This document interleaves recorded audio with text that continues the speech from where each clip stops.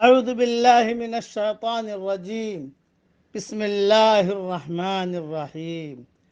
سورہ جن کی ابتدائی آیتیں پڑھ رہا ہوں۔ سورہ جن مکہ مکرمہ میں نازل ہوئی۔ اس میں 28 آیتیں اور 2 رکوع ہیں۔ نازل ہونے کے اعتبار سے 40ویں نمبر پر ہے، لیکن تلاوت کے اعتبار سے 72ویں نمبر پر ہے، اور سورہ اعراف کے بعد نازل ہوئی ہے۔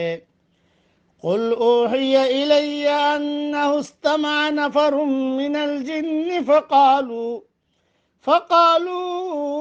انا سمعنا قرآنا عجبا۔ کہہ دیجئے کہ مجھے وحی کی گئی ہے کہ جنات کی ایک جماعت نے غور سے قرآن سنا، تو انہوں نے کہا کہ ہم نے ایک عجیب قرآن سنا ہے۔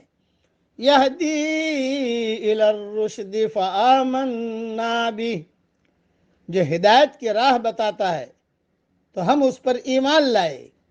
وَلَن نُشْرِكَ بِرَبِّنَا أَحَدًا، اور ہم اپنے رب کے ساتھ کسی کو شریک نہ بنائیں گے۔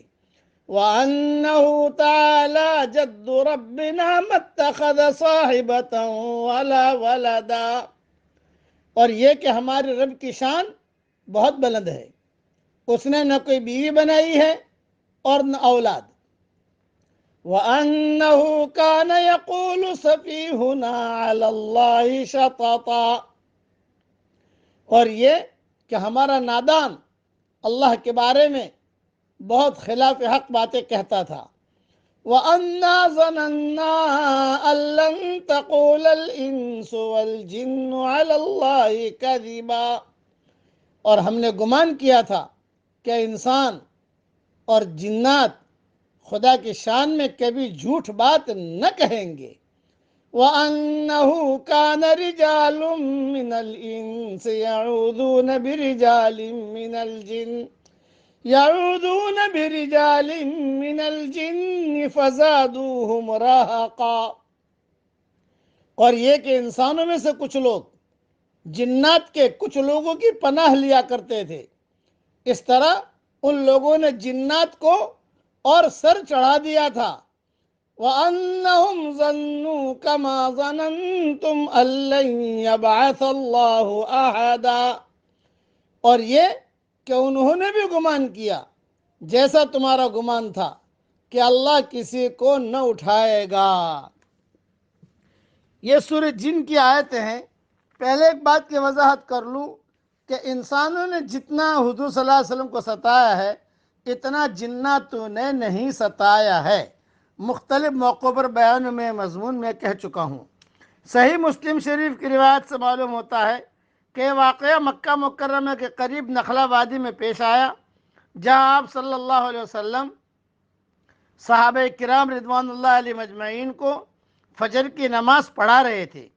جنوں کو تجسس تھا کہ آسمان پر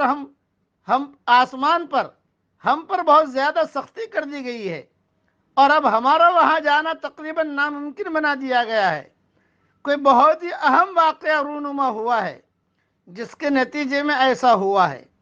چنانچہ مشرق اور مغرب کے مختلف اطراف میں جناتوں کی ٹولیاں واقعہ کا سراغ لگانے کے لیے پھیل گئیں۔ انہی میں سے ایک ٹولی نے یہ قرآن سنا اور یہ بات سمجھ لی کہ نبی اکرم صلی اللہ علیہ وسلم کی بعثت کا یہ واقعہ ہی ہم پر آسمان کی بندش کا سبب ہے، اور جناتوں کی یہ ٹولی آپ پر ایمان لے آئی اور جا کر اپنی قوم کو بھی بتلایا۔ صحیح مسلم شریف میں یہ حدیث ہے۔